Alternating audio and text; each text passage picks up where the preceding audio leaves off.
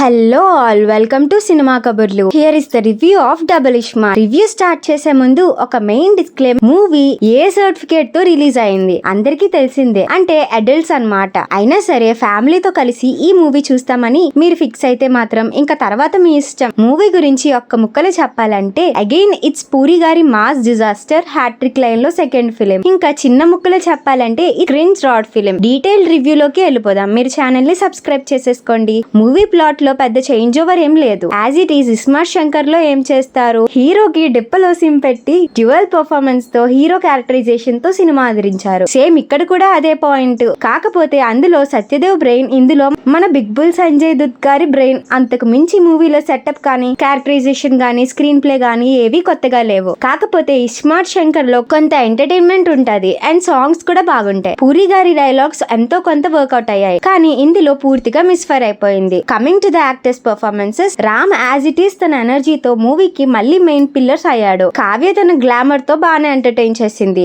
ఆలీ గారి ట్రాక్ అనుకుంటున్నట్టుగానే successful cringe కామెడీతో ఆడియన్స్ కి టార్చర్ చూపించారు. Sanjay Dutt as big bull is okayish and ఆ క్యారెక్టర్ కి కూడా ప్రాపర్ ఎలివేషన్ అండ్ క్యారెక్టరైజేషన్ ని పూరి గారు ఇచ్చుకోలేకపోయారు. Coming to the music, songs on screen okayish గా ఉన్నాయి అండ్ బ్యాక్గ్రౌండ్ స్కోర్ పెద్దగా ఇంపాక్ట్ ఇవ్వలేదు. మణిశర్మ గారు మళ్ళీ ఆఫ్ డ్యూటీలోకి వెళ్లిపోయారు. పూరి జగన్నాథ్ గారు ప్రీ రిలీజ్ ఈవెంట్ లో ఒక మాట చెప్పారు. ఈ మూవీ ఒళ్ళు దగ్గర పెట్టుకుని తీసిన మూవీ అని చెప్పారు. కానీ అవుట్పుట్ చూస్తే అసలు మన వింటేజ్ పూరి జగన్నాథ్ ఏమైపోయాడు రా బాబు అనే డౌట్ మన మైండ్ లో రైజ్ అవుతుంది. లైగర్ కి హై ప్రమోషన్స్ చేశారు. మూవీ అట్టర్ ఫ్లాప్ అయిపోయింది. It's okay. ఈసారైనా పూరి గారు కంబ్యాక్ ఇస్తాడు అనుకుంటే ఇది కూడా షెడ్ కి వెళ్ళిపోయే రేంజ్ లోనే ఉంది. మూవీలో ప్లస్ పాయింట్స్ ఏమన్నా ఉన్నాయా అంటే అది Ram energy and Ram screen presence మాత్రమే. అంతకు మించి మూవీలో ఫ్రెష్నెస్ కానీ స్టోరీ సెటప్ కానీ ఏది కొత్తగా లేదు. Sadly missing puri mark dialogue. Cinematography కూడా పెద్ద ఇంపాక్ట్ ఇవ్వలే. మూవీలో రామ్ అండ్ కావ్య కెమిస్ట్రీ ఎంతో కొంత వర్కౌట్ అయింది. ఇంకా హీరో అండ్ విలన్ మధ్య ఫేస్ ఆఫ్ అయితే ఇంకా బోరింగ్ ఉంది. ఈ మూవీ రామ్ అండ్ పూరి గారికి ఒక కంబ్యాక్ ఫిలిం అవుతుంది అనుకున్నా, బట్ ఇది కూడా మిస్ అయిపోయినట్టే. మరి నెక్స్ట్ వీళ్ళ ప్రాజెక్ట్స్ ఏంటో చూడాలి. ఫైనల్లీ